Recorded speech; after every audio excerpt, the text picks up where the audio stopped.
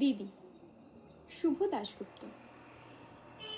দিদি, তোর নতুন ফ্ল্যাট থেকে ঘুরে এসে মাকে বললাম সব কিছু খুঁটিয়ে খুঁটিয়ে। তোর ঝকঝকে মোজাইক মেঝে, ইমালশন লাগানো দেওয়াল, আধুনিক ডাইনিং টেবিল, দরজা জানলায় ঝুলানো দামি পর্দা, এমনকি ব্যালকনিতে রাখা ওই বাহারি পাতার টব, সব কিছুই বললাম মাকে। নগেন দত্ত লেনের আমাদের এই একতলা ভাঙা ঘরে বসে মা সব কিছুই শুনলেন চোখ বুজে। শুনতে শুনতে মায়ের মুখে ফুটে উঠছিল হাসি, আর চোখে আসছিল জল।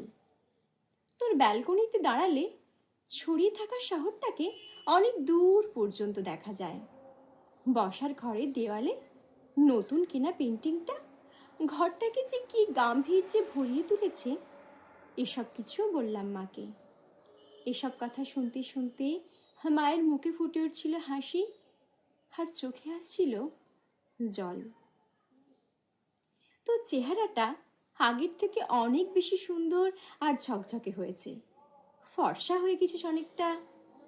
যদিও তোর হাসিটা আছে ঠিক সেই ছেলেবেলারই মতো। জামাইবাবুর মুখে শুনলাম সামনের পুজোয় তোরা নাকি পুরো দক্ষিণ ভারতটাই ঘুরে আসবি। নগেন দত্ত লেনের আমাদের এই একতলা আলো বাতাসীন ঘরে বসে মা সব কিছুই শুনলেন। শুনতে শুনতে মায়ের মুখে ফুটে উঠছিল হাসি, আর কেন জানি না চোখে আসছিল জল। সব কিছুই বলেছি দিদি, শুধু তোদের ওই ডাইনিং স্পেসে রাখা দুধ সাদা রঙের ওই ফ্রিজটার কথা মাকে বলা হয়নি কিছুতেই।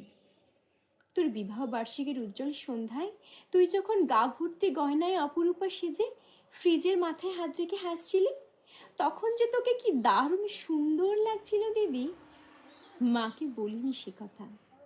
তোদের বিবাহ বার্ষিকীর আনন্দ উজ্জ্বল অ্যাপার্টমেন্টে তুই আর জামাইবাবু যখন ফ্রিজের পাশে দাঁড়িয়ে হাসি হাসি মুখে মালাবদন করছিলি, আর ক্যামেরার ফ্ল্যাশ লাইট ঝিলিক দিয়ে উঠেছিল উপচে পড়া খুশির মতো,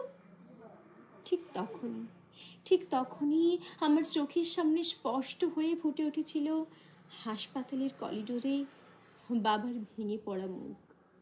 ভেতরে অপারেশনের পর মা তখনও অচৈতন্য। ডাক্তারবাবু এসে বললেন ওনার চোখটা বোধহয় আর বাঁচানো গেল না, তাও একবার চেষ্টা করে দেখতে পারেন মাদ্রাজে। সে অবশ্য অনেক টাকার ব্যাপার। হাঁড়ি কাঠে আটকে পড়া অসহায় পশুর মতো করুণ লাগছিল বাবার মুখটা। সিঁড়ি দিয়ে নেমে আসতে আসতে সেদিন বাবা আমার কাঁধে হাত রেখে বলেছিলেন, কমলাকে সারা জীবন শুধু দুঃখই দিলাম, সুখ দিতে পারলাম না, আর আজ ওর চোখ দুটোও গেল। দিদি, তোর বিয়েটা যখন অনেক দরদস্ত চাপাচাপির পর আরো কয়েক ভরি সোনা আর একটা ফ্রিজের দামে আটকে পড়েছিল অনিশ্চয়তায় ঘোরা টোপে, বাবা তখন কাউকে না জানিয়ে ধার করেছিলেন অনেক অনেক টাকা। সামান্য মাইনের প্রাইভেট কোম্পানিতে কাজ করা একজন বাবা বেঁচে থাকতে থাকতে অন্তত একটা মেয়েকে পার করার দুরন্ত আশায় ঝুঁকি নিয়ে ফেলেছিলেন অনেকটা। চোখের জল আর রজনীগন্ধার সৌরভকে পেছনে ফেলে তুই চলে গেলি, পড়ে রইলাম আমরা, মা, আমি আর ওই নগেন দত্ত লেনের বাড়তে থাকা সুদের বোঝার হারে তলিয়ে যাওয়া একজন সৎ সাধারণ মানুষ। তোর বাবা, আমার বাবা।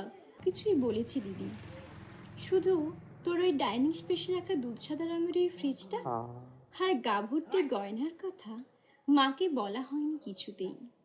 দৃষ্টিশক্তি খুইয়ে বসা মাকে বাবা ওসব কথা বলেননি কিছুই, শুধু অসহায়ের মতো খুঁজতেন মায়ের মুখে একটু হাসি, আর বড় মেয়ের ভালো ঘরে বিয়ে হওয়ার একটু তৃপ্তি।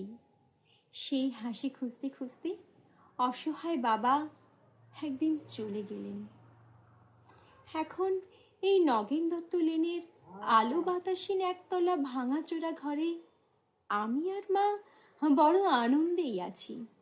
একটা আনন্দই বোধহয় সব থেকে দামি দিদি। এ বাড়িতে আর কোনোদিনও সানাই বাজবে না, সাহানায়। সানাই, রজনীগন্ধা, হইচই, এই সব কিছুই অপ্রাসঙ্গিক হয়েই থেকে যাবে চিরটা কাল।